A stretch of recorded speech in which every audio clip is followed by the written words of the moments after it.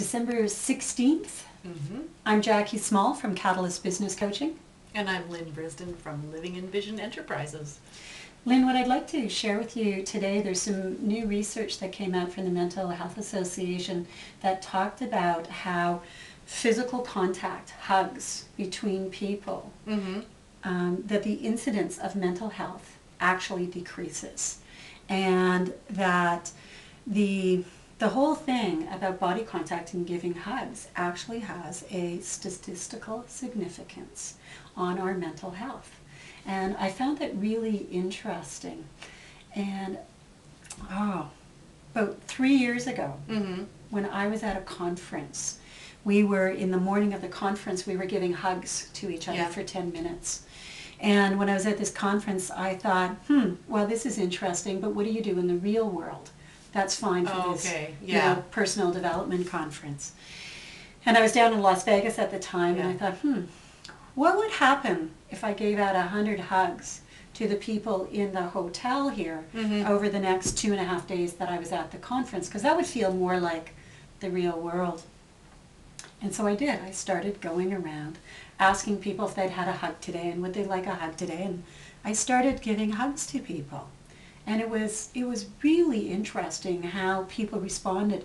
So long as they came from my heart, people accepted hugs. And there was the odd time where I got attached to, I wanted to collect 100 hugs and, started working in that way of working on the goal and working hard. Making it happen. Making it happen. Then I got some rejection. In fact, I got a lot of rejection. And when I let go of that goal and just started giving from my heart again, I did. I easily reached the goal of 100. And I thought, well, if I could do 100 hugs in 3.5 days, what could I do in 3.5 months? And so I set a goal of having 1,001 hugs. How'd you keep track? Every day I wrote down. I marked it, tracked it every day, how many I gave. And I had some rules. Only 1 hug per person per day. If I hugged them more times, it didn't count, but it only one per day. And I managed to give out 1,001 hugs. In fact, it was Christmas Eve, 10 o'clock at night, and I had 66 hugs left to go. And I was in Whistler, British Columbia, and I thought, well, I'm going to have to get dressed up and do this if I want to reach my goal. So I did. I got dressed up. I left the cabin. I left my friends.